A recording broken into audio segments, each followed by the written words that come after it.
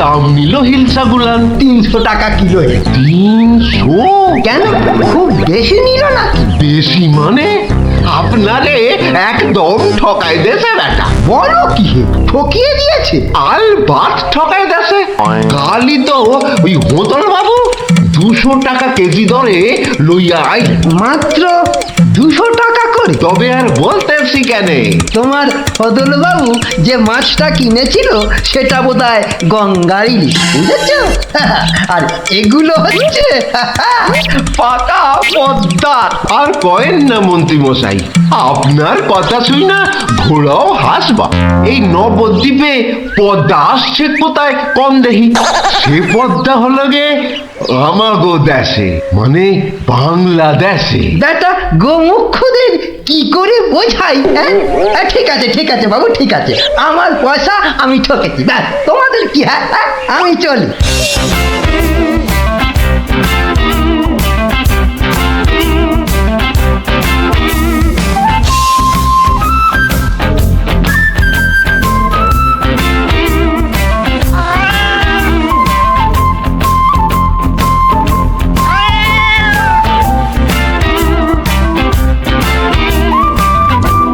আরে আরে মন্ত্রী মশাই যে ইলিশ কিনলেন বুঝি?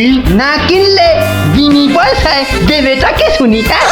সে কথা আমি বলছি নে, মানে জানতে চাচ্ছি কত করে নিল? দাম শুনে তোমার কাজ কি বাপু? তুমি তো আর দামটা দিয়ে দেবে না। তবু শুনি না একবার। আগের বেটা দাম নিয়ে বড্ড ভ্যান তাড়া করছিল, একে বরং একটু চমকে দিই। মাত্র 150 টাকা কিলো। 150? সত্যি 150 করে? তবে আর বলছি কি হে, সস্তায় হয়েছে, কি বলো? খুবই সস্তায় পেয়ে গেছেন। অনেক দিন ওই মাছটার স্বাদ পাইনি। আপনি যদি কর্তা মারে বলে না না বেশি নয়, এই 2-1 পিস যদি পাঠিয়ে দেন। এই বেটা দেখছি এক কাটি বাড়া, কিছু বললে নাকি? হ্যাঁ, না না, বলছিলাম কি কর্তা মারে বলে যদি। বলবো বলবো, কথা বলে নিশ্চয়ই বলবো, নিশ্চয়ই বলবো। ধন্যবাদ। এ তো দেখি ইলিশ কিনে মহা ঝামেলা হলো। সকলেই দাম জানতে চায়। আরে বাবা, বাজারে গিয়ে দাম করলেই তো লাটা চুকে যায়। যত সব। আরে মন্ত্রী মশাই যে ইলিশ কিনে ফিরছেন বুঝি? আরো একজন হাতে ইলিশ দেখেও জিজ্ঞাসা করা চাই, ইলিশ কিনে ফিরছেন বুঝি? দেখতেই তো বাচ্চা বাবু, এগুলো ইলিশ, রুই কাতলা নয়। তা সস্তায় পেয়ে নিয়ে এলাম দুটো। বস্তায়? বলেন কি, বস্তায় করে ইলিশ মাছ বিকোচ্ছে নাকি? কোথায়? এ তো দেখি বদ্ধ কালা। বস্তা নয়, বস্তা নয়, সস্তা সস্তা, মানে কম দাম, বুঝেছো? ও, সস্তায় পেয়ে গেলেন? তা বলবেন তো। তা এমন চেঁচাচ্ছেন কেন? আমি কি কালা নাকি? যাকে যাকে ওসব কথা। সস্তা বলতে কত সস্তা মন্ত্রী মশাই? মানে ঠিক কত করে নিল? একদম জলের দরে। ফলের দরে ইলিশ মাছ? সস্তাই বটে, সস্তা, ঠিক বলেছেন। তা কবে হচ্ছে ইলিশের ভোজ? আমার সাথে আজ রাতে? বলেন কি? তা বেশ, আমি আজ রাতেই না হয় একবার হাজির হয়ে যাবো। কিছু বললে? পিছু পিছু চলতে পারলে তো ভালোই হতো। তবে তবে একটা জরুরি কাজ আছে কিনা? এ তো দেখছি মহা ফ্যাসাদ। পেশাদ? আগে আপনাদের পেশাদ পাওয়া তো ভাগ্যের ব্যাপার। এখন তবে যাই মন্ত্রী মশাই, কি বলেন? যাই তবে।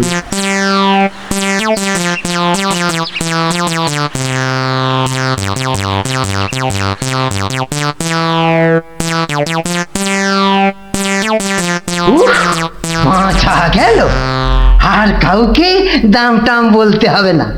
গিন্নি, ও গিন্নি, আরে গেলে কোথায়? ও গিন্নি, কেন? মা, কি সুন্দর ইলিশ মাছটা এনেছো গো, কত দাম নিল গো? চা বাবা, এখানেও সেই দামের গপ্প, নিকুচি করেছে দামে। এই রইল তোমার ইলিশ, যা পড়ো রাঁধো। আমি চললুম রাজ দরবার।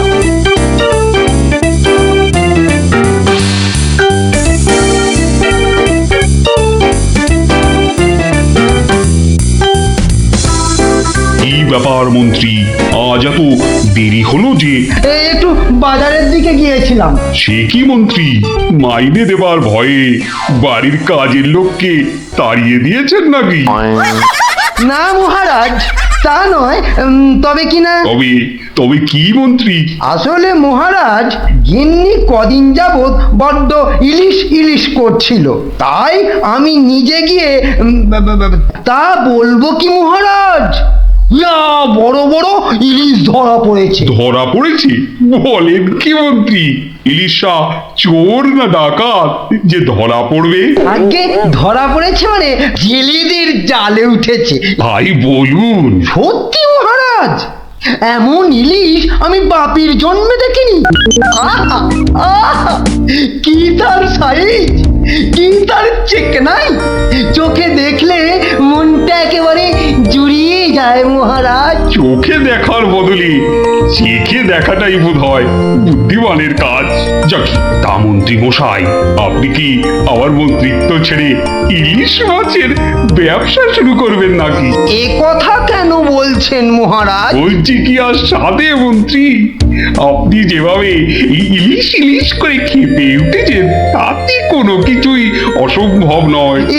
ঠিক তা নয় মহারাজ, আসলে এটা ইলিশের মরশুম কিনা, যেখানেই যান শুধুই ইলিশ, শুধুই ইলিশের গল্প। আসলে এটা যে ইলিশের মরশুম সেটা না একেবারেই ভুলে গিয়েছিল। আপনি ঠিকই বলেছেন, এই সময় ইলিশের গল্প বন্ধ করা প্রায় অসম্ভব। তোরা যে যা বললিস ভাই, আমার শুধুই ইলিশ চাই, সকালে চাই, দুপুরে চাই, রাতেও ইলিশ চাই, আমার শুধুই ইলিশ চাই। মহারাজ, ইলিশ কিনে ফেরার পথে কত লোক যে দাম জিজ্ঞাসা করেছে, কি বলবো মহারাজ।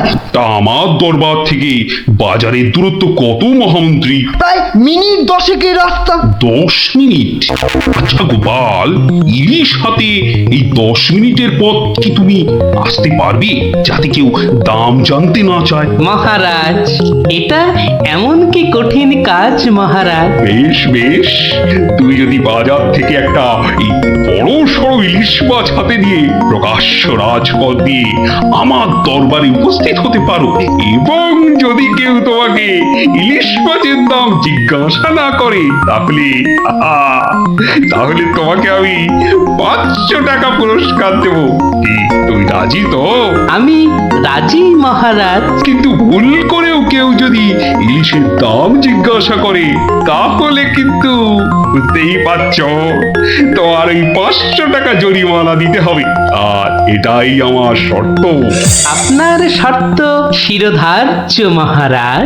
আজ নির্ঘাত তুমি ঠকবে গোপাল, নির্ঘাত ঠকবে। পুরস্কার পাওয়া তো দূরের কথা, তুমি বরং জরিমানার 500 টাকা ট্যাঁকে গুজে মাছ কিনতে যাও। সে দেখা যাবে মন্ত্রী মশাই। তাহলে আমাকে মাছের দামটা দিন মহারাজ। ধন্যবাদ। এবার আমাকে তবে আসতে আজ্ঞা দিন মহারাজ। ঠিক আছে গোপাল, তাহলে শুভস্য শীঘ্রম। তুমি এখনই রওনা হয়ে যাও।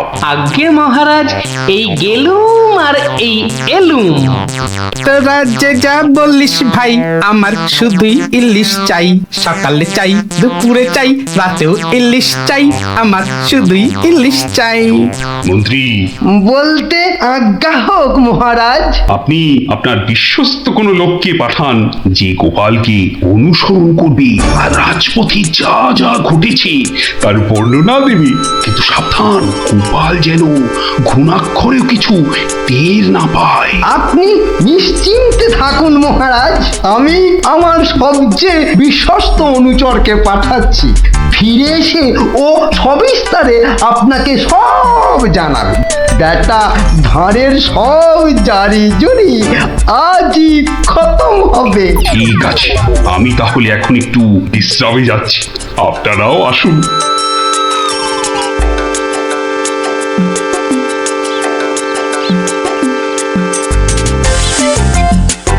বটা আছো নাকি?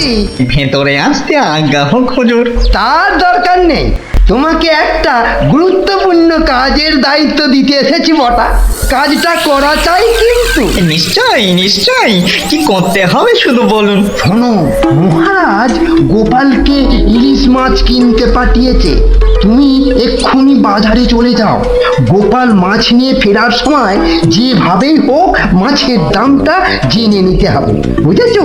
কিন্তু সাবধান, আমি যে তোমাকে পাঠিয়েছি সে কথা ঘুণাক করেও যেন কেউ জানতে না পারে। আপনি নিশ্চিন্তে থাকুন মন্ত্রী মশাই। ঠিক আছে ঠিক আছে, তুমি রওনা দাও, রাজসভায় দেখা হবে, কেমন? হ্যাঁ, কি গো, পাগল টাগল হয়ে গেলে নাকি? এইসব ছাই বর্ষ মাগতে বড়। ও গো, আমার কি হলো গো? ওনাকে বোধহয় টিনারা ভর করেছে। ও গো, কি হলো গো? রাম রাম রাম রাম রাম রাম রাম রাম রাম রাম রাম রাম রাম রাম রাম। ও গো, তুমি মরা কান্না থামাবে কিন্নি? থামবো কি গো? টিনারা তোমাকে ধরলেন আর আমি তেরি ছাই। আরে বাবা, ইলিশ মাছ কিনতে যাচ্ছে কিনা তাই তাই সব ছাই বর্ষ মাখছো? হাতে কড়কড়ে 500 টাকা এনে দিলে বুঝবে এই সাজের কি মহিমা। যাক, এখন আমি তৈরি, এবার চলে গিন্নি, টাটা।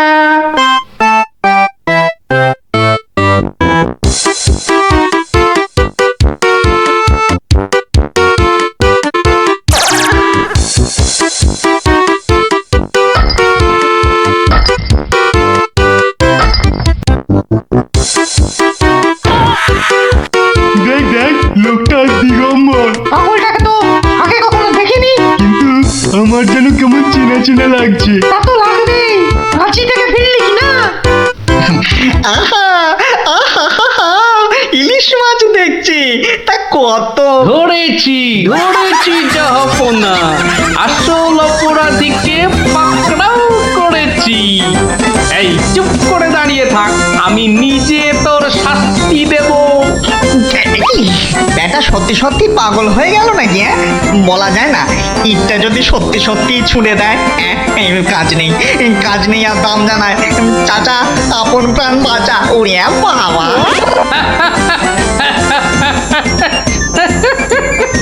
বেটা, ঘুঘু দেখেছো?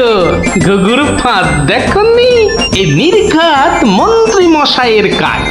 না হলে আগ বাড়িয়ে কেন বলতে যাবে?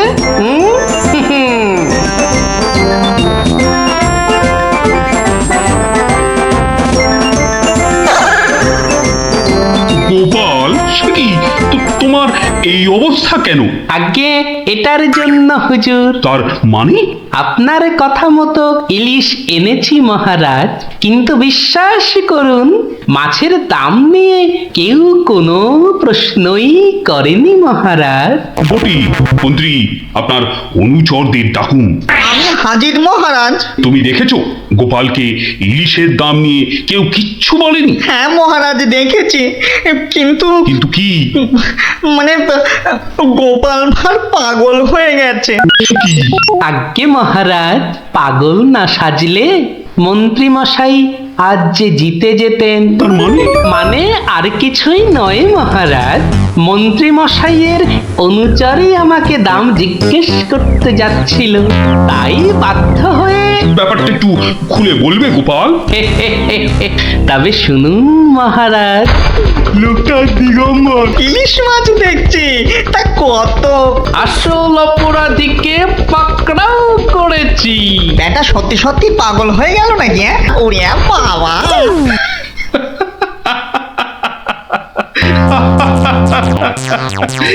কি মন্ত্রী মশাই, গোপালের সঙ্গে আর লাগবে? হ্যাঁ, আমায় ক্ষমা করে দিন মহারাজ, আমি দুঃখিত। না না, শুধু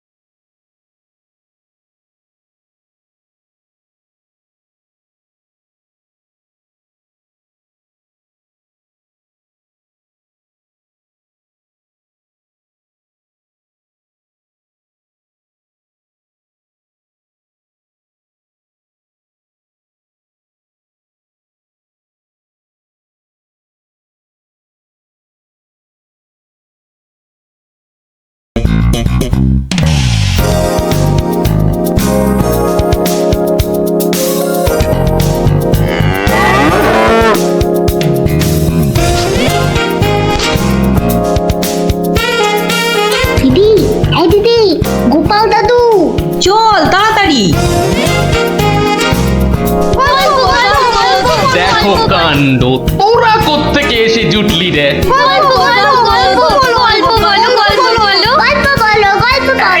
এই দেখো দেখো, আস্তে আস্তে আস্তে, আরে ধুতি খুলে যাবে রে, ধুতি খুলে যাবে। দাঁড়া দাঁড়া, ওরে বে, আমি এখন রাজসভায় যাচ্ছি, পরে এসে তোদের গল্প বলবো।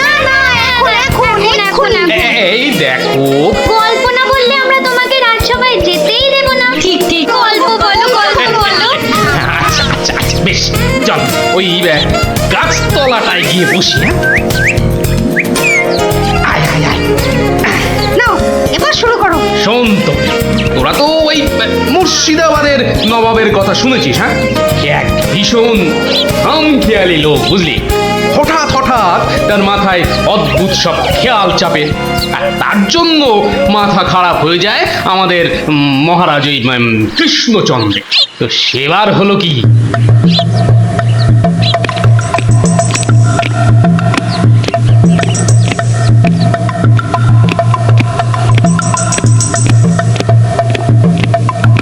অনেক দিন হয়ে গেল এক জায়গায় একটানা বসে আছি। এবার কিছুদিনের জন্য একটু হাওয়া পরিবর্তন করতে হবে। হুজির, জি আগে হুজুর, আমাকে কিছু বলবেন? মুর্শিদাবাদে অনেক দিন হলো পড়ে আছি, এবার আমি বেড়াতে বেরোবো, তার সাথে একটু শিকার করলে মন্দ হয় না। তুমি আমার যাওয়ার আয়োজন করো। আপনি কোথায় যাবার জন্য ইচ্ছা প্রকাশ করেন জাহাপানা? কাছাকাছি এমন কোথাও যেখানকার পরিবেশ চৌস্ত হবে আর শিকারেরও বন্দোবস্ত করা যেতে পারে, এমন কোন জায়গা হদিশ আছে তোমার কাছে? এমন একটা জায়গা আছে বটে, আর সেটা আপনার পরিচিত জায়গা। আমার পরিচিত জায়গা? কোন সে জায়গা? কেন হুজুর, আপনি মহারাজ কৃষ্ণচন্দ্রের কথা ভুলে গেলেন? কৃষ্ণচন্দ্র? হ্যাঁ হ্যাঁ, তিনি তো আপনাকে বারবারই সেখানে যেতে বলেছেন। ওখানকার পরিবেশও অত্যন্ত ভালো, আর কাছে পিঠে বন জঙ্গলও আছে। আপনার মনোবাসনা সেখানে সহজেই পূরণ হবে হুজুর। ঠিক বলেছো হুজির, ঠিক বলেছো। তুমি এখনই কৃষ্ণচন্দ্রকে সংবাদ পাঠিয়ে দাও যে আমি ওর রাজ্যে কিছুদিনের মধ্যেই ছাউনি ফেলবো। তিনি যেন আমাকে অভ্যর্থনা করার জন্য প্রস্তুত থাকেন। যাও।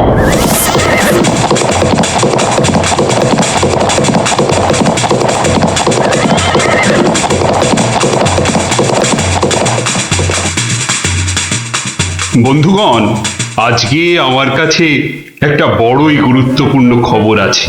আর কয়েকদিনের মধ্যেই মুর্শিদাবাদের নবাব বায়ু পরিবর্তন করতে আমাদের রাজ্যে আসছেন। নবাব?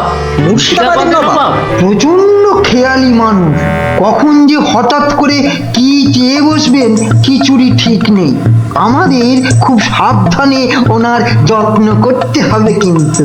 হ্যাঁ, তাছাড়া উনি রাজসভায় আসবেন না, রাজধানীর উত্তর দিকে যে বিশাল অরণ্য আছে তার পাশে ছাউনি ফেলবেন, আর শিকারও করবেন। নবাবের আরাম বিরামের যাতে কোনো ত্রুটি না হয় সেজন্য আমরা সবাই সজাগ থাকব। আমি নিজে সব ব্যবস্থার তদারকি করব।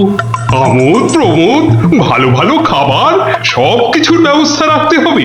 মহারাজ, খাবারের কথাই যখন উঠলো তখন একটা কথা জিজ্ঞাসা না করে পারছি না। ওহ, আবার কি কথা? বলে ফেলো, বলে ফেলো। মহারাজ, নবাব সাধারণত গোমাংসই খুবই পছন্দ করেন, কিন্তু এটা তো হিন্দু রাজ্য, এখানে গোমাংস তো পাওয়াও যাবে না। কিন্তু নবাব যদি জেদ ধরেন। খুবই গুরুত্বপূর্ণ প্রশ্ন করেছো মন্ত্রী। সেক্ষেত্রে আমাদের নবাবকে উত্তম রূপে খাসি আর মোরগের মাংস খাইয়ে মন ভরাতে হবে। এছাড়া আর উপায় কি? হ্যাঁ, আর তাতেও উপায় না হলে হাতের কাছেই তো আছে আমাদের কৃষ্ণনগরের বিখ্যাত সরপুরিয়া রাজভোগ। এর স্বাদে আর গন্ধে নবাব গোমাংসের কথা ভুলেই যাবে। ঠিক বলেছো গোপাল, নবাবের এমন খাতিরদারি করতে হবে যাতে সাপও মরে আর লাঠিও না ভাঙে। তাহলে আপনারা এবার তৈরি হয়ে নিন, আজ থেকেই কাজে লেগে পড়ুন, আর একদম সময় নষ্ট নয়।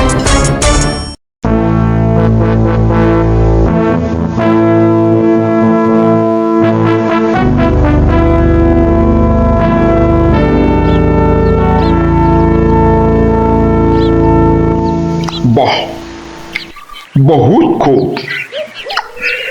বড়ই জবরদস্ত চিজ কি নাম বললেন এই খাবারের? আগে হুজুর সরপুরিয়া, আমাদের রাজ্যের সব থেকে জনপ্রিয় মিষ্টি। তা আমাদের বাবুর্চিকে শিখিয়ে দিলে সে এরকম জবরদস্ত জিনিস নিশ্চয়ই পাকাতে পারবে। নিশ্চয়ই জাহাপনা। তাছাড়া মোগলাই খানার সাথে সরপুরিয়া বেশ ভালোই লাগবে বোধহয়। ভালোই লাগবে।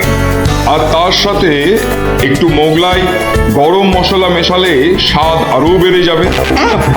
মিষ্টিতে গরম মশলা বাবার জন্মেও শুনিনি।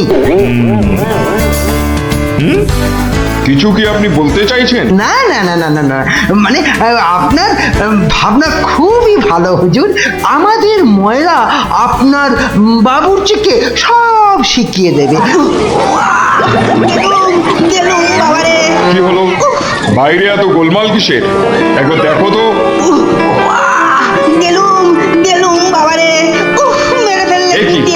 এ কি অবস্থা হয়েছে তোমার? কে এমন করলো? হুজুর ষাঁড়, ছাউনিতে ষাঁড় পড়েছে হুজুর, ষাঁড়। ষাঁড় এলো কোত্থেকে? কিচ্ছু বুঝতে পারছি না হুজুর, কোত্থেকে যেন এসে পড়েছে। পুরো শিবির একেবারে লন্ডভন্ড করে দিচ্ছে হুজুর। ওই যে শুনুন আবার ডাকছে। ব্যাপারটা একবার নিজের চোখে দেখতে হচ্ছে।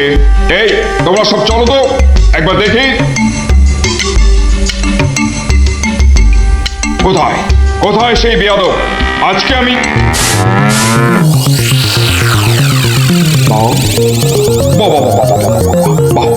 বহুত খুব, কি চমৎকার ষাঁড়, কি নধর দেহ, যেন তেল চুইয়ে পড়ছে।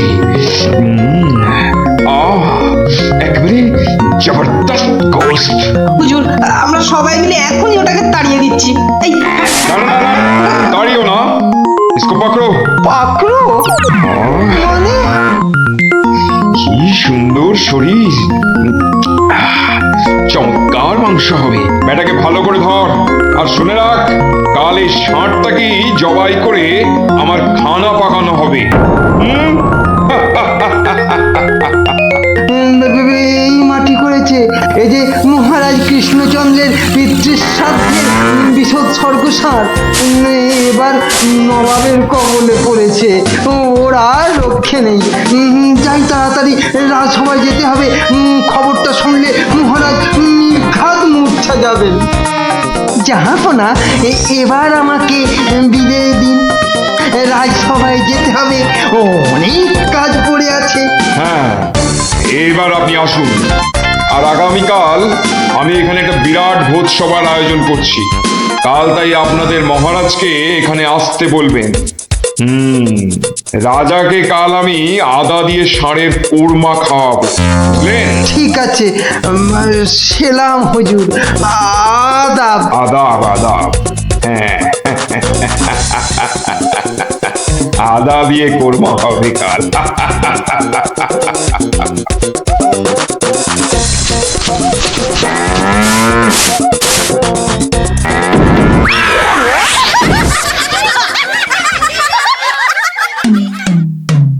একই কথা শোনালে মহামন্ত্রী, আমি কি চরম ধর্ম সংকটে পড়লাম। আমার পিতার শ্রাদ্ধে উৎসর্গ করে ষাঁড়টাকে ধর্মের নামে ছেড়ে দিয়েছিলাম। বৃষোৎসর্গের বৃষ মারা পড়লে যে আমার পিতৃপুরুষ নরকে যাবে। কিন্তু নবাবের হাত থেকে ওকে উদ্ধার করার উপায়ই বা কি?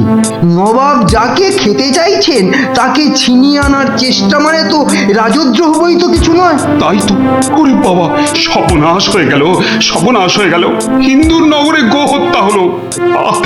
আমার পিতৃপুরুষের নরকবাস হবে, কোনো উপায় নেই ঠেকাবার। যত সব বদমাশ নবাব। আমাদের এ কি সর্বনাশ হলো, কি সর্বনাশ হলো। থামুন, বিপদের সময় একটা বুদ্ধি দেওয়ার নাম নেই, আবার নাকি কান্না কাঁদতে লেগেছে। সবাই সবাই একদম চুপ করে থাকবেন। আমাকে একা ভাবতে দিন তো, দেখি কোনো শেষ রক্ষা করতে পারি কিনা। আগে মাফ করবেন মহারাজ, আমার উপর ভার দিলে আমি ষাঁড়টাকে নবাবের কবল থেকে খালাস করে আনতে পারি। কার সাথে টক্কর দিতে হবে বুঝতে পারছো? এ হলো স্বয়ং মুর্শিদাবাদের নবাব। আমার উপর ভরসা রাখুন মহারাজ, আমার জেদ তো আপনি ভালো করেই জানেন। তুমি বোধহয় নবাবকে ঠিকভাবে চেনো না। নবাবের মতো বদরাগী লোক রসিকতায় ভোলেন না। আপনাদের নবাবও কিন্তু আমাকে সম্যক ভাবে চেনেন না। আপনি বলুন না মহারাজ, আমার দৌড় ওনার জানা আছে কি? তুমি ঠিক কি করতে চাও? আমি তো কিছুই ভেবে কুল পাচ্ছি না। আপনি শুধু একটা ছোট্ট কাজ করুন। ছোট্ট কাজ? ছোট্ট কাজ কিরকম? শুনুন মহারাজ, আপনি নবাবের নামে একখানি পত্র পাঠান। আমার কথা বলুন বলুন বলুন বলুন, আপনি আমাকে পাঠাচ্ছেন। তোমাকে পাঠাচ্ছি? কেন? কেন? স্রেফ নবাবের মনটা একটু ফুরফুরে করে দেবার জন্য আপনি আমাকে পাঠাচ্ছেন। আর আমার কিন্তু ভয় করছে, তুমি কাজ হাসিল করতে পারবে তো? ধরে নিন আপনার ষাঁড় আপনি ফেরত পেয়ে গেছেন। দেখুন এবার আপনার গোপালের খেল দেখুন। বেশ, তোমার কথা মতোই কাজ হবে।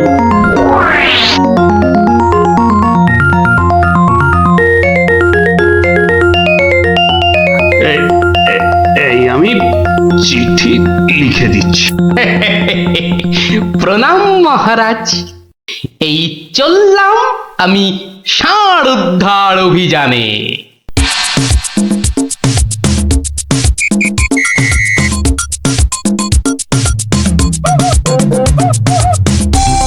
সেলাম হুজুর, আপনার চরণে এই দাসের শত কোটি সেলাম। আরে এ কে উজির? জাহাপানা, এ হলো গোপাল ভাঁড়, মহারাজ কৃষ্ণচন্দ্রের সভার একজন রসিক লোক। নবাবের দিল খুশ রাখবার জন্যেই রাজাজি একে পাঠিয়েছেন। দিলখুশ? বেশ বেশ। গোপাল, তোমার নাম আমি শুনেছি বটে। ঠিক আছে, তুমি আমার দিল খুশ করে দাও। হ্যাঁ, মাফ করবেন জাহাপনা, আমি এসেছিলাম আপনার দিল খুশ করার জন্য, কিন্তু এখানে এসে আমার দিল নাখুশ হয়ে গেল হুজুর। কেন কেন কেন কেন? আমি একটা বিচ্ছিরি দৃশ্য দেখতে পেয়েছি এখানে। ইস, ছ্যা, ছ্যা, ছ্যা, ছ্যা, ছ্যা, ছ্যা, থু, থু, থু, থু, থু, থু। কি দৃশ্য তুমি দেখলে যে এত নফরত? হুজুর, ওই নোংরা সাপটা কেন আপনার পবিত্র শিবিরে বেঁধে রেখেছেন জাহাপনা? নোংরা বলছো কেন? বেশ তাগড়াই আছে, ভালো গোস্ত হবে। হ্যাঁ হুজুর, খেয়ে ফেলুন, খেয়ে ফেলুন, যত তাড়াতাড়ি পারেন সাপটাকে খেয়ে ফেলুন। তুমি হিন্দু হয়ে ষাঁড় খাওয়ার কথা বলছো? হুজুর, ওই সাপটা বড়ই নোংরা। ও যা উৎপাত করে, গোটা দেশের লোক ওর জ্বালায় একেবারে অস্থির হয়ে যায় হুজুর। কে উৎপাত করে? গুটিয়ে দেয়? না হুজুর, তাহলে তো ল্যাটা চুকেই যেত। কিন্তু ওই সার যা করে, এই ও আমি মুখে আনতে পারবো না হুজুর। রামো রামো ওয়াক ওয়াক থু থু থু। আরে বলেই ফেলো না, কি কাজ করে? কি আর বলবো জাহাপনা, ওর জ্বালায় মাঠে কারোর বড় বাইরে করার উপায় নেই। কেন কেন কেন? কেন বলবো? বলেই ফেলি। হ্যাঁ, মানে ও মল ভিন্ন, মানে ওই ওই নোংরা ভিন্ন আর কি, আর কিছুই খায় না। মানে ওই গু খেকো সাপ। গু খেকো ষাঁড়? হুজুর, সাপটা ওই গুয়ের লোভেই মাঠে মাঠে ঘোরে। কোনো লোককে মাঠে বসতে দেখলেই হলো তাকে গুটিয়ে একেবারে তুলে দিয়ে তার ময়লাটা খেয়ে ফেলে। ছি ছি ছি, ছ্যা, ছ্যা, ছ্যা, ছ্যা, ছ্যা। হ্যাঁ জাহাপনা, ওকে আপনি ওই যত তাড়াতাড়ি খেয়ে ফেলুন। ওকে আপনি